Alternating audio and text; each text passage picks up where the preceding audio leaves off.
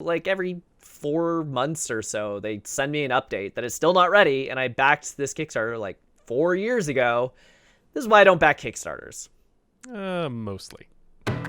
Welcome to the Photography Opinion Podcast. We discuss all things photo, video, and camera related. I'm Ben Lucas. And I'm Stuart Marlantis. And this is Photo Op.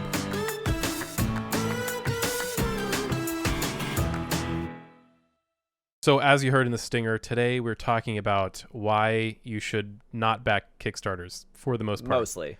I'm going to immediately say, just so that you know, we're not Kickstarter haters necessarily, even though I had a Kickstarter. It was a fantastic platform. Yeah. This episode is more of what to watch why out people for. fail at Kickstarter and things that you should look at and red flags, that kind of thing. Kickstarter, in theory, is a really great idea and allows things to happen that otherwise would have never happened without the power of the internet. And I have backed Kickstarters. I continue to back Kickstarters. Ben has had a successful Kickstarter. We definitely see the value in the platform. So keep that in mind as we proceed to tell you why you should avoid Kickstarter most of the time. If you will allow me 10 seconds to give the Google definition for anyone who started listening and has not heard of Kickstarter. Yes. I don't know what rock you have been living under, but Kickstarter is an online crowdsourcing platform where it is all or nothing funding. If you do not meet your goal, it does not fund and the project does not happen. If you do meet your goal, some cool, weird, wonderful things can happen. Everything from taking a selfie in outer space to video games to tabletop games to random gadgets to all kinds of stuff. And of course, a ton of art as well. Mm-hmm. So that is kind of Kickstarter in a nutshell. They help creators make cool things when they don't have the funds to make the cool thing on their own. And the thing that I have mostly seen it used for in a successful capacity are established studios doing pre-sales for stuff, which sure, cool. Yeah. So now that we've got that out of the way, what should you watch for? Oh God! When you're browsing Kickstarter. I've seen so many bad Kickstarters. All right. Let's just. There's a few different groupings of them that are just all terrible. All right. There's the creepy guy trying to make art. All right. If you don't know what we're talking about, go listen to our Guy with Camera episode. I saw one where he actually said in the risk section, working with women is a risk. And I'm like, no. You should not be allowed near women. And his was just, the campaign basically had no words in it. And it was just 50 photos of naked women and like, I'm going to take some photos and you can pay me for photos. I'm like, no, please don't. And it failed, thank goodness. Thank goodness. There are some of these that don't fail, but like I feel like they kind of did fail, but the starter just kind of like self-supported it. Like there was one that I saw that was I'm a hot woman and this is a photographer of hot women and we're going to do a photo shoot. And I'm like, I see what you're going for, but it's not going to work. That one did succeed. Except that it only succeeded in that at the very last minute, they happened to tack on about $3,000 worth of donations. Yeah, you'll see this sometimes where somebody will come up with the money somehow, and they'll anonymously donate to their own Kickstarter to get it the rest of the way so that they can succeed and pull the funds out. Because what we're saying when it succeeds, it just means the funding succeeds. The actual project might never deliver or deliver something really not very good. So yeah, you'll see that sometimes. Not good stuff. I basically just have one rule that I now go by. I don't back tech anymore. So, I'm gonna say the mostly line again. I still do back tech occasionally. I would pretty much say that unless you are extremely well versed in the tech landscape and you're well versed particularly in the industry of the item you're backing, I would not back any tech Kickstarters anymore. I'm very well versed in tech, or at least I like to think I am.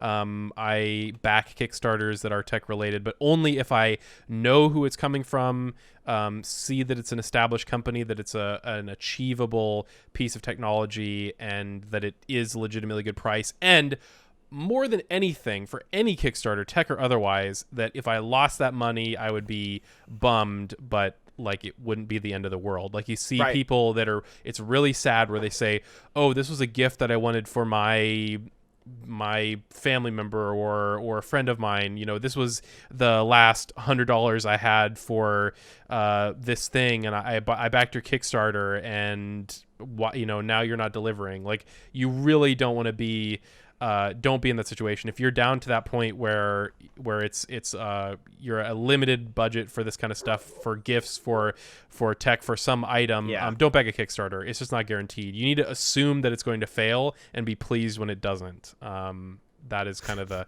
Wow, kind of the rule of your thumb. Expectations are so low. Yes. Tell me how you really feel about it. And actually, I should say that I haven't really been burned on Kickstarter so far. I've had a pretty good run. There have been delays, but with Kickstarter, you just have to assume things are going to be delayed. So yeah. I've done all of 2 Kickstarters that have not been delayed. One was mine and the other was Exploding Kittens. Everything else came a little late. But like, I just got one that it's beautiful and I love it and it's amazing and the artist did a fantastic job, but it was like 6 months late. But in Kickstarter land, like, to be expected. Yeah, exactly. It's that is hardly a delay when it comes to Kickstarters. But anyway, to kind of get back on track a little bit, there are certain, I should say, consistent categories of Kickstarters that you see that are something to watch out for. What categories do you think, Ben, are things to avoid? Yeah, so the first one I already mentioned is the creep. Don't back those. Just see them right away and don't do it. I think kind of the next one is the artist who thinks a little too much of themselves. Says the artist who thinks a little too much of himself. No, but seriously, what I mean by these are the ones of like, it's my birthday, give me money for a camera, or I want to go on vacation and I'll take photos. I'm like, are your photos that good though? There was like, I see a bunch of calendars and stuff where, okay, cool, I'm gonna get a calendar, but will the calendar be any good? So when I did, so my Kickstarter was called Galactic Pinups. You can find it galacticpinups.com or just search it on Kickstarter. And so when I pitched the idea to my friends who are going to be in it, they said, oh, okay, we actually did this 2 years ago. And I'm like, really? And they showed it to me and it was not good. just like the idea of nerdy Star Wars pinups was like, I see where you're going with that, but this was nothing like what I was planning on doing. And they were probably taken on like iPhones and printed at Costco. And it was not the same level. So there's that. And people don't say this, by the way, like, Kickstarter, backing a Kickstarter, really, you need to think critically and kind of read between the lines. People can be extremely good at putting on a pretty face, so to speak, for their Kickstarter, trying to convince you that they are a sure thing and that this is going to be a success and you're going to be thrilled with whatever you receive.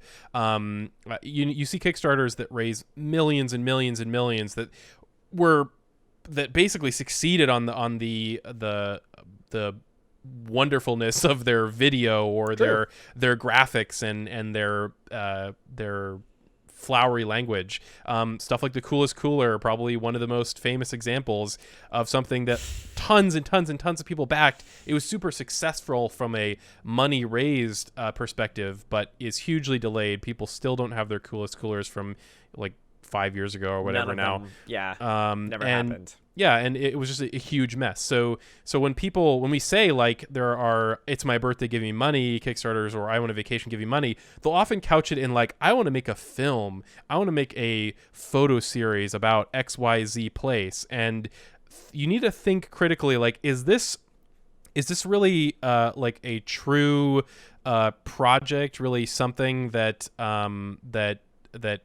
goes beyond just I'm going to take a vacation and take some photos, or at the end of the day are you just funding somebody's vacation or funding somebody's birthday, some item that they want, some place they want to go. Yeah. So when backing a Kickstarter, you need to be not outwardly, you need to be kind of inwardly mean to the person who set up the Kickstarter. Like, what is this really? Like, what is the, what's the scam here? You need to approach it from that kind of skepticism. And if it checks out, great. And you have the money that you can burn. If it doesn't work out, great.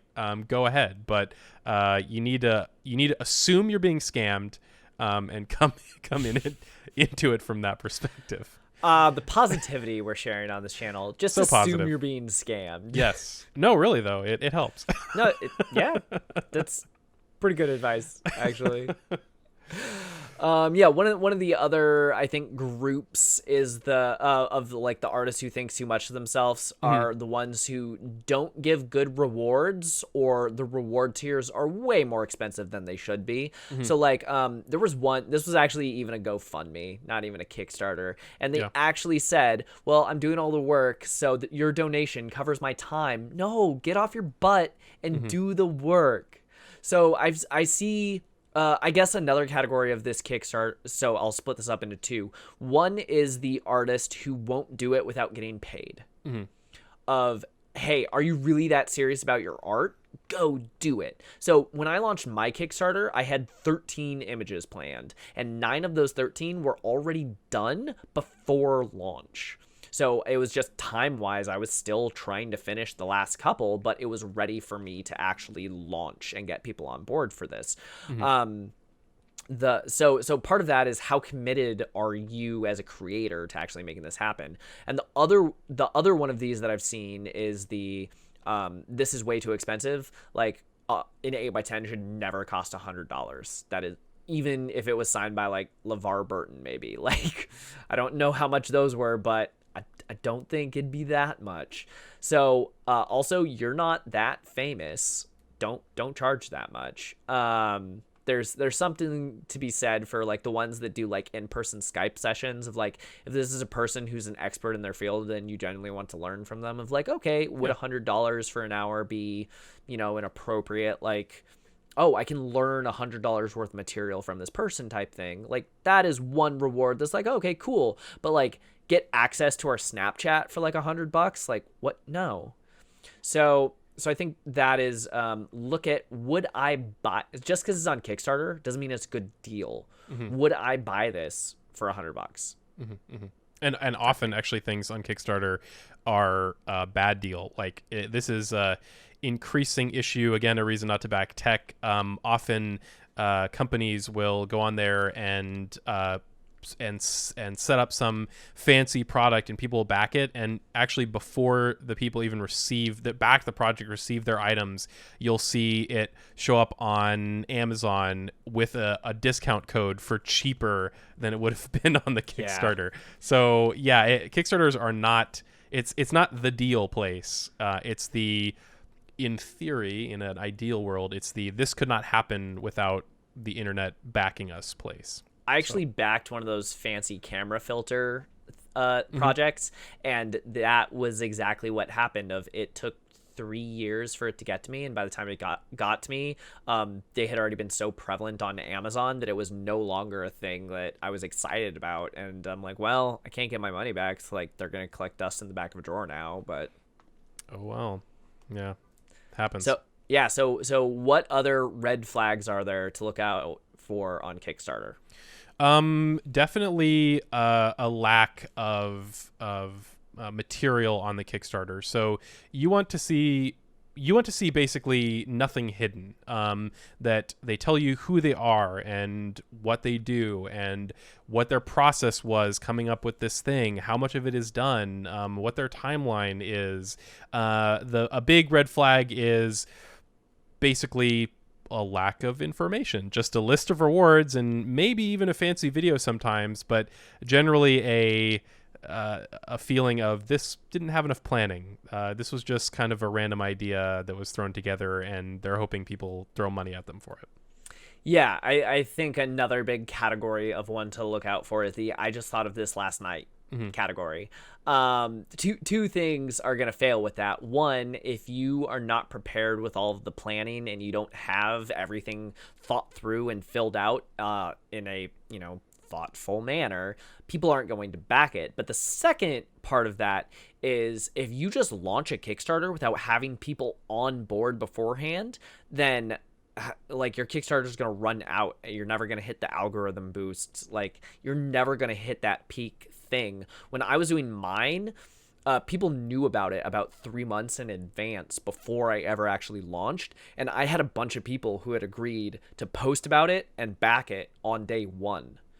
So that was one where I will say I did a bunch of front loading in that respect of like, I want to make sure that I hit the algorithms, that I hit the ground running, that I get that 24 or 48 hour funded mark. But the other part of that is if you're a creator, don't swindle people. Don't say I'm going to throw in $1,000 of my own money to make it look like people actually backed it. Yeah, exactly. I would say this goes a little bit of a step beyond the "it's my birthday, give me money" example. Just buying people stuff in general, like, hey, we want to do this cool thing, so buy us the whole thing that is cool. Like, buy us a truck to do photography is one that we found. That's really cool to have a truck that you do photography in, or a roving photography studio. But why should you buy that for them? I mean, shouldn't that, like, everybody else has to buy their own vehicles? Why should you buy them the cool thing instead of putting that money aside for your own cool stuff instead? So something to watch out for there. The bias stuff, just because that stuff is cool, is sadly a relatively common Kickstarter trend. Incredibly common. Yeah. Okay, so we've talked about all the reasons to not back Kickstarters quite extensively. What are some good reasons to back Kickstarters? And then question 2 is, if you are a creator, what are some things you can do to make people want to back your Kickstarter? So reasons to back a Kickstarter. So I actually hesitate to say for sure, like, definitely back a Kickstarter if it does this, because there are always examples of things that went wrong.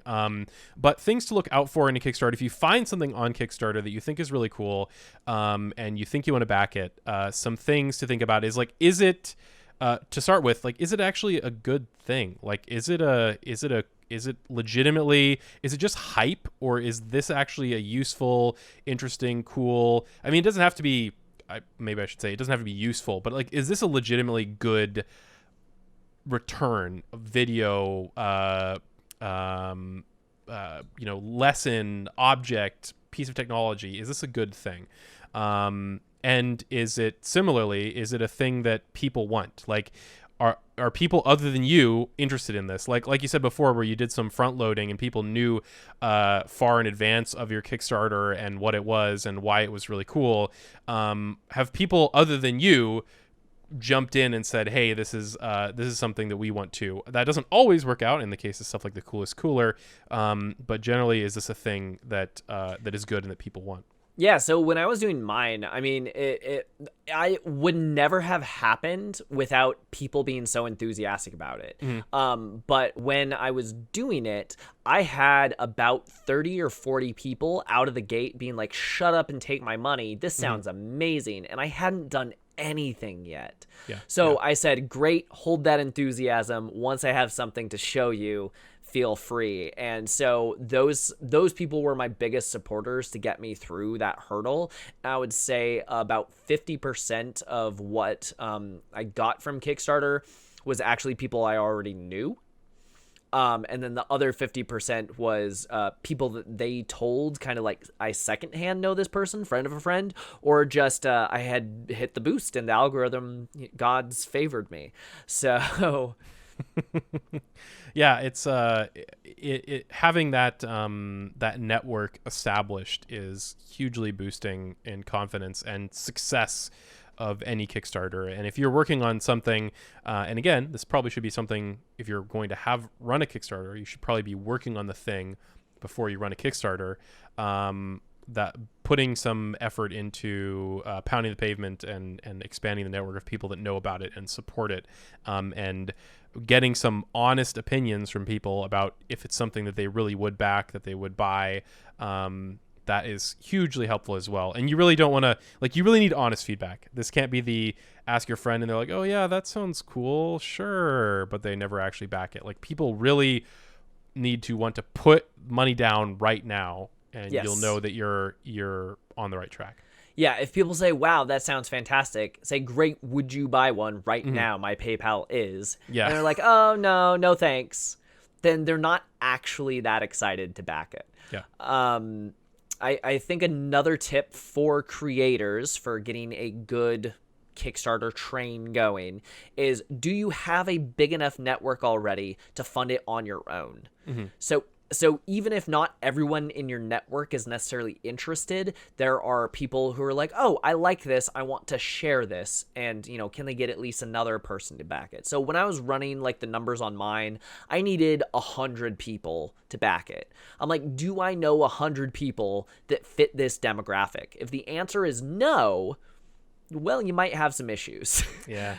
So even though not all 100 of those people that I personally know backed it, I still got the 100 people because friends of friends, and then, you know, the algorithm boost. But don't go into it thinking, oh yeah, we're just going to do some paid advertising and we're going to hit the ground running and we're going to be big. Like, do you actually have that community around you?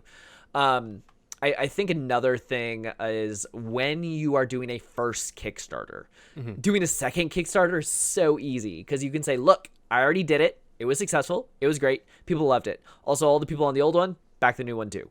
Like, so much easier. But when you're doing a first Kickstarter, start small. Don't start with your 2-hour long epic on the Ukrainian oppression of whatever. Just start with, like, we're doing a short film, or start with, we're making a calendar. Don't start with a book. Start with the calendar, you know, because so many times I have seen people, I'm going to start big, and then they never make it. I know that's definitely never happened to us, Stuart. Definitely not. Definitely not. It's not like it took us 9 months to do a 3-minute short film or anything. No, definitely. That wasn't in their history at all. I one of the things that I was going to point to is, if you're going to back a Kickstarter, has this person or team or company or whatever done other Kickstarters? And if they have, and it's been successful, and definitely go and check out the comments on those Kickstarters and see if it was really successful and people are happy and not just complaining about where's my thing. If they have done one and pulled it off, then great. That's a really a huge feather in their cap. That being said, you shouldn't exclusively back Kickstarters just because they've done something else, because that can repress new and interesting ideas and creative people that are looking for a chance and don't get one, even if they totally can pull it off. So definitely a good thing to check for. And as Ben said, if you're running one, start small and then build up from there. You can always run more Kickstarters. Don't exclusively look at that. But that can be a big factor. Any other tips for creators, or red or green flags when we're looking at Kickstarter? Definitely. So kind of along the same lines have they run any other Kickstarters? Is it from an established company? Now, this is a tricky one with people, because you might argue Kickstarter isn't for established companies, but it's become a thing that's for established companies. As well as independent creators. I'll piggyback off that one. We actually just saw something quite recently, which was very cool and very innovative. And I signed up for their email list, and it was a camera motion video thing. I don't want to get too in detail because I'll be putting the red flag on them here in a minute. But I was super interested, and I signed up for their email list. I'm like, oh, this sounds amazing. How much is it? Nothing. No info. I'm like, all right, maybe they're just holding on to that because they haven't quite decided, and I'll know as soon as the Kickstarter launches. Well, I thought would be maybe like $100, $200 turned out to be like $1,000. I'm like, whoa, I've never heard of you before. You have not made any other things before.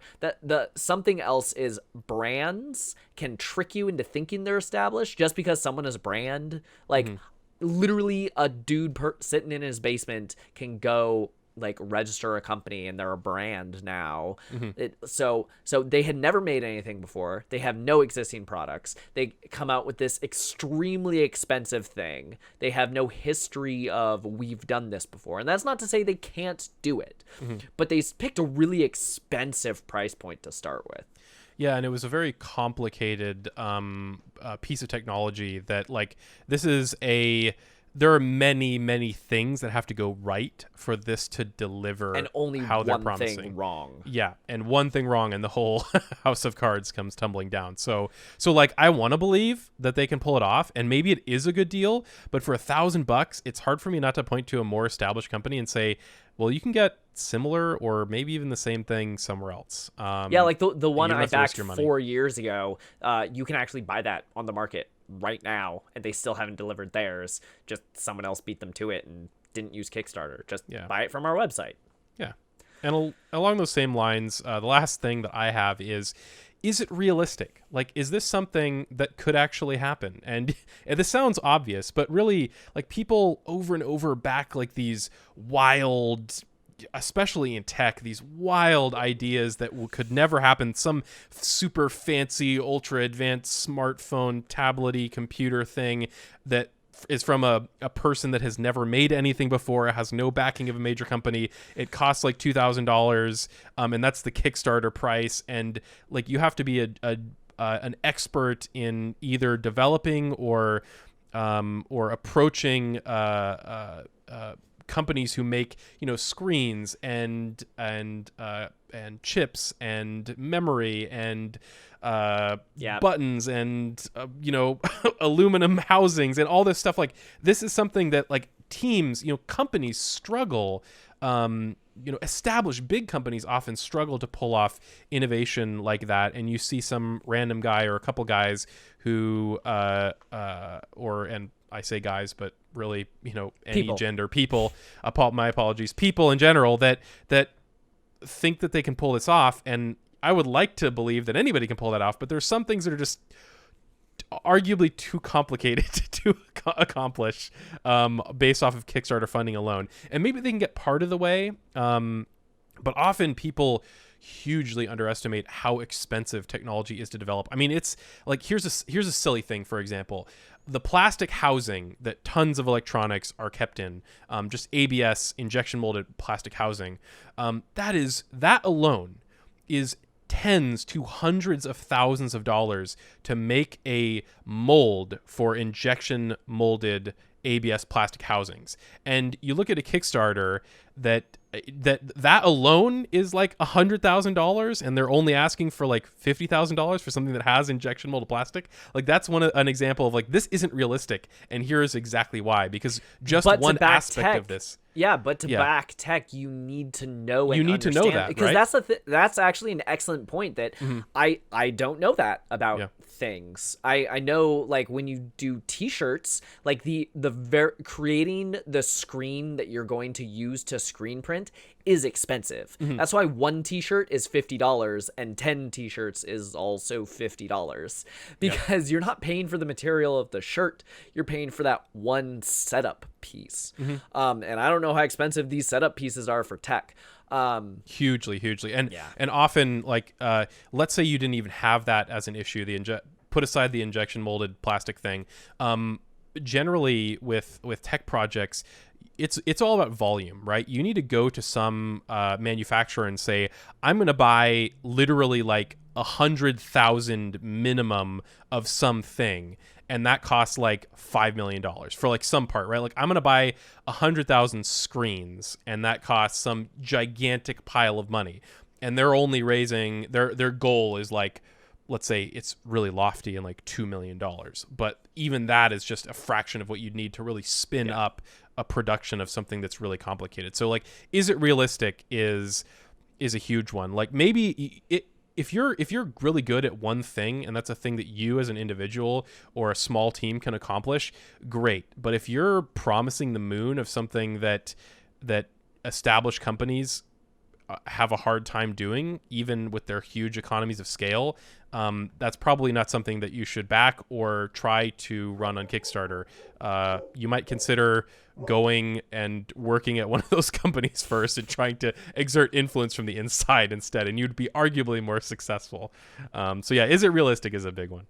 So yeah, I think we have plenty of red flags, a few green flags, some tips for creators. I just kind of want to close this one out on a positive note. Yes. So think about what are some of your favorite things to back. I know for me, I won't back camera things anymore because I keep getting burned every time I back a camera thing. Either it comes to me far too late to be useful, or it never shows up at all.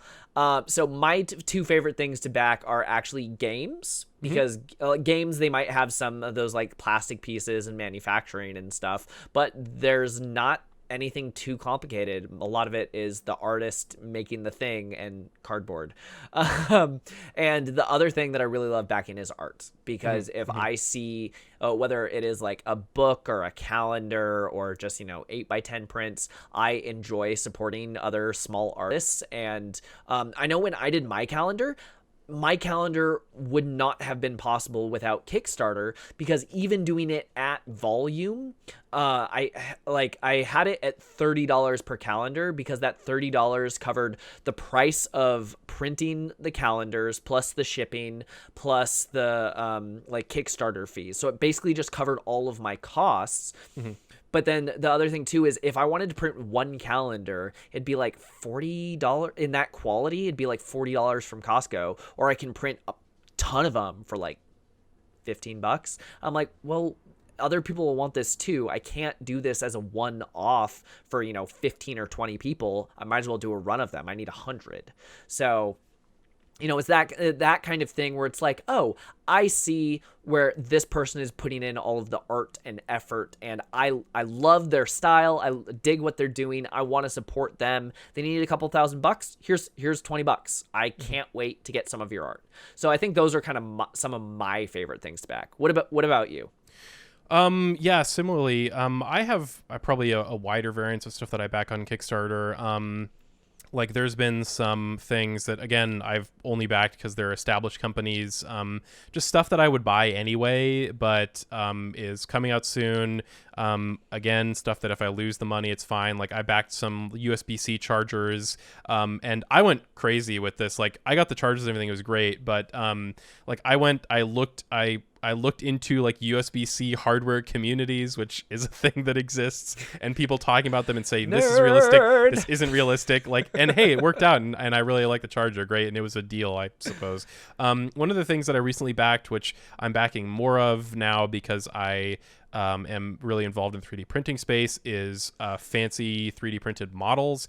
So I backed this one, basically, so this was all just kind of a ridiculous offshoot of traveling to Japan about a year ago, actually exactly a year ago, and I really wanted like a little model of a Japanese castle, and there was somebody who was making this huge set of Japan and kind of Asian in general inspired 3D models, and nice. I was like, this is really cool. Like it's $30, which is a little steep, I guess, for 3D models, although it's really hard. 3D modeling is really hard, especially like organic modeling. So for me, I'm like, wow, that people that can do that are super skilled, right? So I was like, $30 for like dozens of really cool models, including the one that I ultimately want. Like, fine, let's say they don't deliver, it's $30. I'm going to be bummed about it, but it's not the end of the world. Yeah. And they delivered so fast. Like their target delivery was October. They have already delivered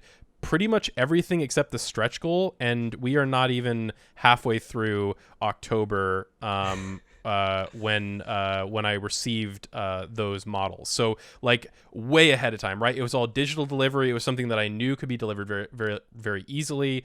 It's something that I would be producing myself, right? Because I'm just getting the data. I'm making the actual physical object.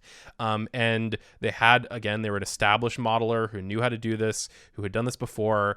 And I could not be more pleased with the files. So stuff like that is very, very attainable, and something that I felt quite confident backing, and it turned out really well. So yeah, there's a pretty wide variance, but with tech stuff, I tend to stick to established or at least experienced teams, but also similarly, I like art. I consider that those 3D prints art personally, because I think it's just like amazingly difficult, really cool modeling, even though it's distributed digitally and I make it myself, or print it myself rather. So yeah, art is really great. I like backing people like that who are just like crazy skilled and somehow are letting us buy their models for what I think is a screaming deal, really. For the complexity. So yeah, stuff like that. It's fun. Awesome.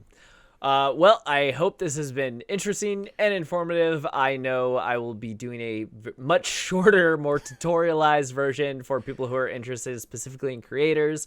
But yeah, Kickstarter is a very prevalent thing that we always have shoved in our faces, and there's always a new camera thing. So hopefully this helps you be a little bit more informed the next time it comes across your news feed and you're like, should I back that? To close this out, a few words of encouragement from my dog, Bjorn. I'll be editing in the barks that he did just a second ago. Okay. If you have questions or ideas for future episodes, you can email us at hello@photo-op.show. Watch us on Ben's YouTube channel at Non-Creative. As in Om Nom Nom. Share this with a friend, and you can listen to Photo Op anywhere podcasts are sold. Or download it. 'Cause it's free.